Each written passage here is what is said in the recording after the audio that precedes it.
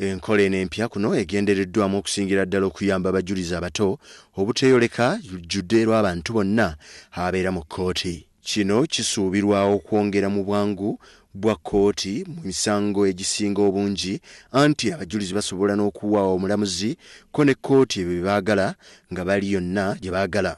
Kino kirudde nga kibonyaabonya kkooti n'okugirumya omutwe ku butya bweyinza okukweka abaana nga bawa obujulizi mu misango egitali gimu. Kino nno okusinga egyo nga balina okutangira omwana ono okujja mu lujjudde lw'abantu mu kkooti.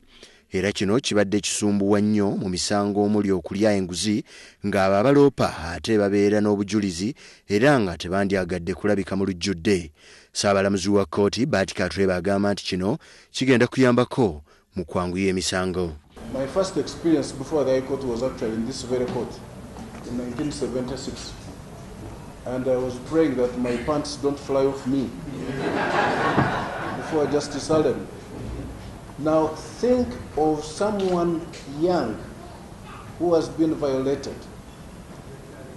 coming to court for the first time in their lives, with strangers who are there, with the very person who violated her standing there, and this child would be expected to come to this dock and testify to the details of what happened to her.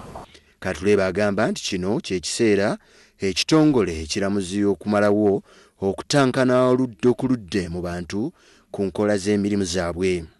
If well implemented, and there is no reason why it shouldn't be well implemented, in all circuits of the High Court, the program will make tremendous advancements in the promotion and respect of rights of children by protecting them from coming into contact with those that have committed crimes against them, and thus limiting secondary victimization against our children. Ye akulira emirimu mu kitongole ekiramuzi Olekamba Mwine agamba nti lino ddaala ddene nnyo kkooti lyekoze okukuuma eddembe ly'abaana. So when I look at this, I look at small claims procedure, I look at plea bargaining, I look at what else? Sentencing guidelines. That area which used to give us sleepless nights. Now I see judicial officers working with straight faces because of the guidance we've given them. For me, I think I'm getting my job satisfaction.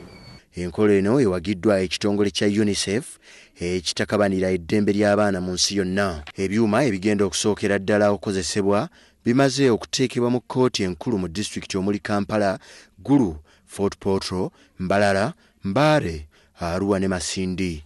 Alipoota eno ya Arans Tabaruka ku WBS TV mu Kampala.